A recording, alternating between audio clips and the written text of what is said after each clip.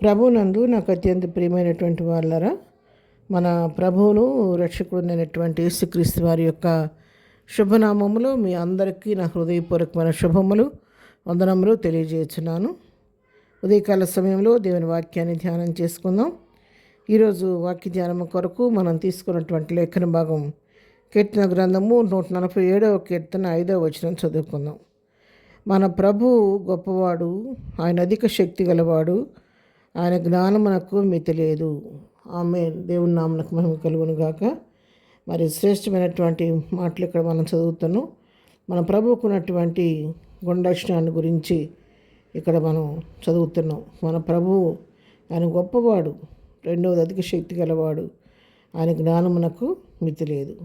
అవును ప్రియరా, మనం సేవిస్తున్నటువంటి నిత్యం ఆరాధిస్తున్నటువంటి మన ప్రభువు ఆయన గొప్పవాడు, సర్వ సృష్టికి ఆధారభూతుడు, ఈ లోకంలో నా ఉనికికి కారణభూతుడు ఆయనే.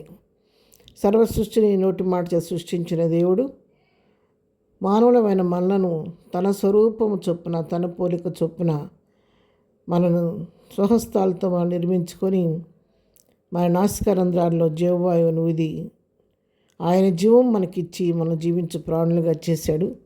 ఎందుకు అంతగా మన ప్రత్యేకమైన రీతిలో ఆయన సృష్టించుకున్నాడంటే మనం ఆయన నిత్యము ఆయన మహిమను కీర్తించాలని, ఆయన పొగడాలని, ఆయన ఘనపరచాలని ప్రభు మనల్ని ఆ విధంగా ఎన్నుకున్నాడు. ఈ లోకంలో సర్వజీవులకు ఆహారం ఇచ్చి పోషించేవాడు ఆయనే. అయితే ఏ జీవికి కూడా భాష కానీ లిపి కానీ లేదు, కానీ ఆలోచించే జ్ఞానం లేదు. కానీ మానవులైన మనకు మన యొక్క అభిప్రాయాన్ని చెప్పటానికి దేవుడు నోరిచ్చాడు. దేని గురించి అయినా ఆలోచించడానికి, వివేచించడానికి కావలసిన జ్ఞానాన్ని మనకి ఇచ్చాడు. కాబట్టి మనం చేయవలసింది ఆ గొప్పవాడైనటువంటి మన ప్రభువుని గురించి నిత్యము స్తుతిస్తూ, ఆరాధిస్తూ, ఆయన నామాన్ని హెచ్చిస్తూ, గణపరుస్తూ ఉండాలి. అంతేకాదు, క్రీస్తు ఎవరో ఇంకా తీని లోకానికి ఆ క్రీస్తు యొక్క మహిమైశ్వర్యాన్ని గురించి, ఔన్నత్యాన్ని గురించి, ఆయన ఎందుకు ఈ లోకానికి వచ్చాడో, ఎందుకు సిలువను మోసాడో, ఎందుకు సిలువపై మరణించాడో, పునరుద్ధరణయ్యాడన్న సంగతి, తిరిగి మళ్ళా ఈ లోకానికి రెండవసారి మనం తీసుకొని పోవడానికి రాబోతున్న సంగతి ప్రజలకు తెలియచేయవలసిన బాధ్యత కూడా మన పైన ఉంది. ఆయన శక్తిమంతుడు. అవును, సమస్తమును చేటకు ఆయన శక్తి కలిగిన దేవుడు. మరి భూమి ఆకాశం సృజించిన దేవుడు మాత్రమే కాదు, తన ప్రజలైనటువంటి ఇశ్రాయేలును కనాను యాత్రలో ప్రయాణిస్తున్నప్పుడు వారి పగలు మేఘస్తంభంగాను, రాత్రి అగ్నిస్తంభంగా ఉండి తన ప్రజలు నడిపించిన దేవుడు. ఎర్ర సముద్రం అడ్డుగా వచ్చినప్పుడు ఆ ఎర్ర సముద్రాన్ని 2 పాయలుగా చేసి నీటిని గోడలాగా నిలబెట్టి 6 నెలల్లో తన ప్రజలు నడిపించిన దేవుడు. మరుగైన మన్నాతో వారిని పోషించిన దేవుడు. మృతులను సైతము సజీవులుగా చేసిన దేవుడు. ఆయన చేయలేని కార్యం అంటూ లేదు, ఆయనకు అసాధ్యమైనది ఏది కూడా లేదు. మనుష్యమైన మనకు కొన్ని అసాధ్యం అవుతాయి, కానీ ఆయనకు అసాధ్యమైనది అంటూ ఏమీ లేదు. అంతేకాదు, ఆయన జ్ఞాన సంపన్నుడు. ఆయన జ్ఞానానికి మితి లేదు. ఆయన జ్ఞానాన్ని శోధించడానికి మన జ్ఞానం సరిపోదు. యెహోవా యందు భయభక్తులు కలిగి ఉండుటే జ్ఞానమునకు మూలమని దేవుని వాక్యం సెలవిస్తుండగా, ఆయన యందు భయభక్తులు కలిగి ఉంటే కొద్దిపాటి జ్ఞానాన్ని మనం పొందుకుంటాం, కానీ అది దేవుని జ్ఞానాన్ని పరిశోధించడానికి సరిపోదు.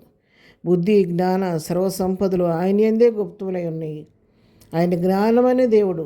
మీలో ఎవరికైనా జ్ఞానం కుదురుని అడగమన్నాడు ప్రభు.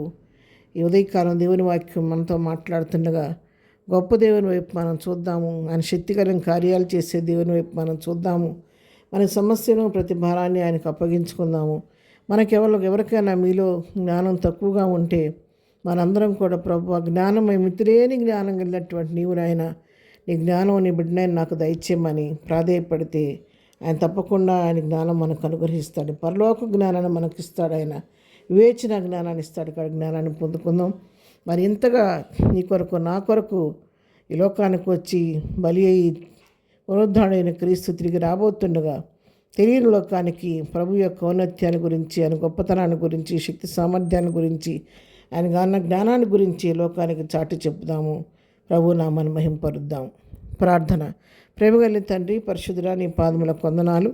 అవునైనా నువ్వు గొప్ప దేవుడు ప్రభు, శక్తి కలిగిన దేవుడవు. నీ జ్ఞానానికి మితి లేదు ప్రభు, నీ స్తోత్రాలు. అటు దేవుడు మేము కలిగి ఉన్నందుకు మేము ఎంతగానో నీకు వందనస్తులమై ఉన్నాం ప్రభు, నీకు స్తోత్రాలు.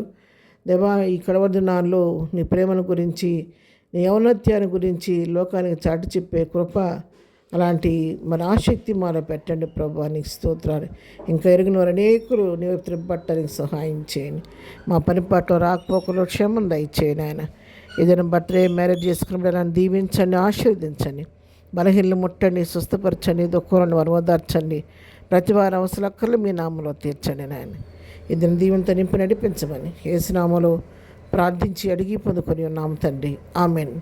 ప్రభు కృప సదాకాలం మనందరికీ తోడై నడిపించను గాక. ఆమెన్.